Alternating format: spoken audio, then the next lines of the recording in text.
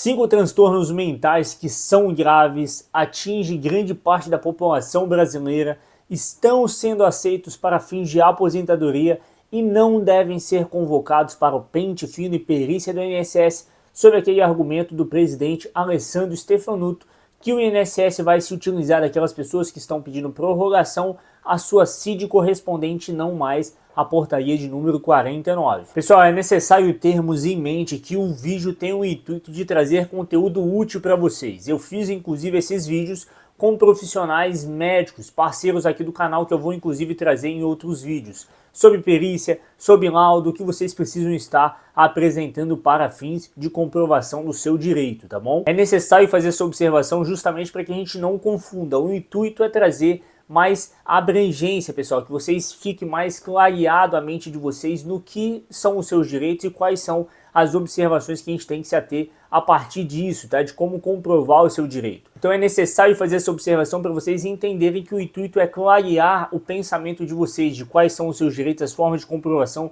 quais são as doenças que têm um período longo de afastamento e não poderiam ser convocados, tá? Principalmente agora. A intenção é tranquilizar, justamente agora, de tantos erros do INSS, de tantas desinformações que a gente vê na internet, tá? Esses vídeos que eu estou preparando, obviamente, foram feitos com profissionais da área da saúde, bem como outros que eu vou trazer aqui que vai agregar demais à comunidade. Esse é o segundo vídeo dentre 5 que eu já gravei e vou gravar para vocês. O primeiro foi relacionado a 5 doenças da coluna que não devem ser convocados. Esse está relacionado a 5 doenças de transtornos mentais que a gente não pode ter também a convocação, bem como vou fazer de doenças cardíacas, respiratórias e neoplasia maligna, ou seja, o câncer, tá? Então, se você se interessou, se inscreva para não perder esses vídeos, bem como consegue ver os outros que eu já gravei, que eu vou deixar na descrição, tá bom? Lembrando também que, obviamente, nós temos a meta de compartilhamento, curtida e comentário, pessoal, para que eu consiga trazer até o final desses 5 vídeos o 6º vídeo, mostrando quais são as doenças que provavelmente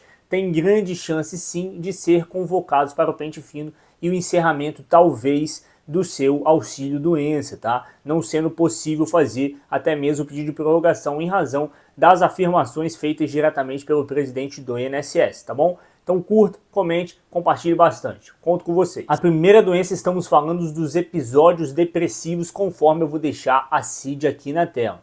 Pessoal, é muito importante que a gente faça, inclusive, a diferenciação do grau desses episódios depressivos, conforme pode ir de leve até o grau mais alto, com inclusive sintomas psicóticos que podem sim diferenciar a realidade para a pessoa que tem essa enfermidade, tá? Essas diferenciações eu vou deixar na tela, justamente para também não estender muito o vídeo, para que a gente faça a solicitação ao nosso médico, né? O médico que faz o acompanhamento do seu tratamento, justamente para que ele não coloque única e exclusivamente lá como depressão, né? Transtorno depressivo, episódios depressivos com única e exclusivamente a especificação da CID F32, tá bom? É necessário sim fazer um minucioso detalhamento do seu tratamento justamente com a sua CID correspondente do grau de enfermidade. Serve tanto para a gente ter uma melhor comprovação do seu direito. Veja, se você estiver lá especificado como um grau leve, pode ser sim mais fácil a um indeferimento do seu pedido, até mesmo não conseguir a comprovação diretamente na esfera judicial, caso você entre com uma ação judicial. Agora, se o laudo está especificado com lá, por exemplo, no grau alto, com inclusive quadros psicóticos, é possível sim mais fácil a comprovação do seu direito, tá? Por isso que é necessário o seu detalhamento no seu laudo. Então, você vai passar por uma consulta médica do especialista da sua área, que é importante que seja um especialista de sua confiança, faça o pedido que ele faça a consulta da sua anamnese e verifique qual que é o grau da sua evolução da doença, né? Para você justamente ter um quadro clínico especificado, consiga comprovar o INSS e inclusive consiga verificar a evolução da sua enfermidade. Lembrando que fique comigo até o final que eu vou mostrar para vocês ainda, pessoal, o que pouca gente sabe e faz para garantir o seu benefício, que é possível você inclusive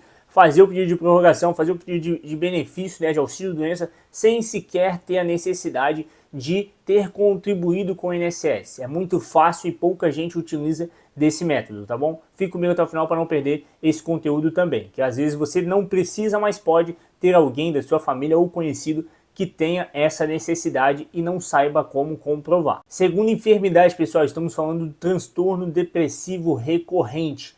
Olha a importância de sabermos a diferenciação, pessoal, e termos a comprovação do nosso laudo médico especificado.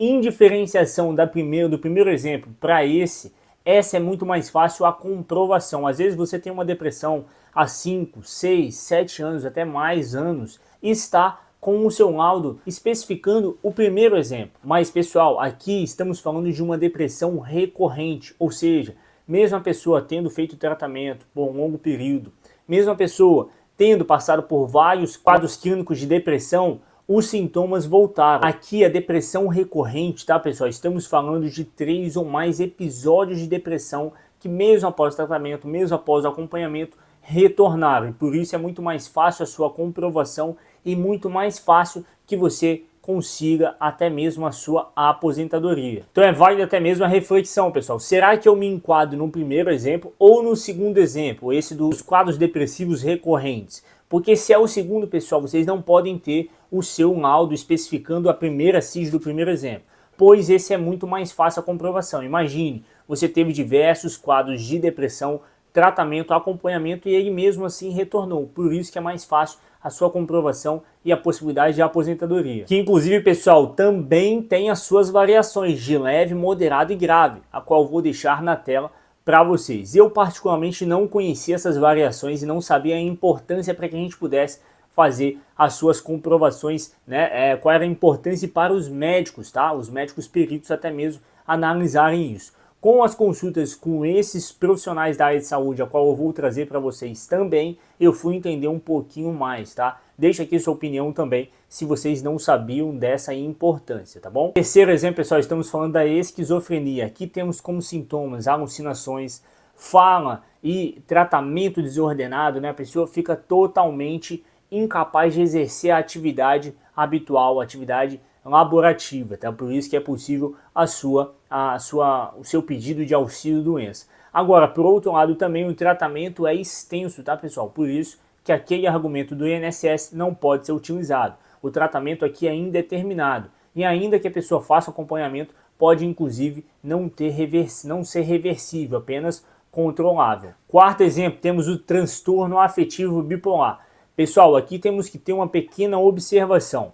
Em conversas com os profissionais da área de saúde, foi sim relatado que em casos específicos pode ter a sua comprovação para fins de não possibilidade de trabalhar. Contudo, por uma questão mais corriqueira, há casos sim que estão relacionados a única e exclusivamente mudanças de humor, tá, pessoal? Que não caracterizaria o seu afastamento para o trabalho. Por isso que diferentemente dos outros exemplos, é necessário fazer uma comprovação, ter um laudo médico mais específico, porque nos últimos 3 exemplos a gente tem uma comprovação já um peso da doença em si. Aqui está muito associado apenas à diferenciação, à modificação do seu humor. Quinto exemplo, temos a ansiedade. Assim como no nosso quarto exemplo, a ansiedade, ainda que tenha sintomas como medo, preocupação, ataque do humor, tem tensão muscular, entre diversos outros sintomas. A observação é o mesmo do nosso quarto exemplo.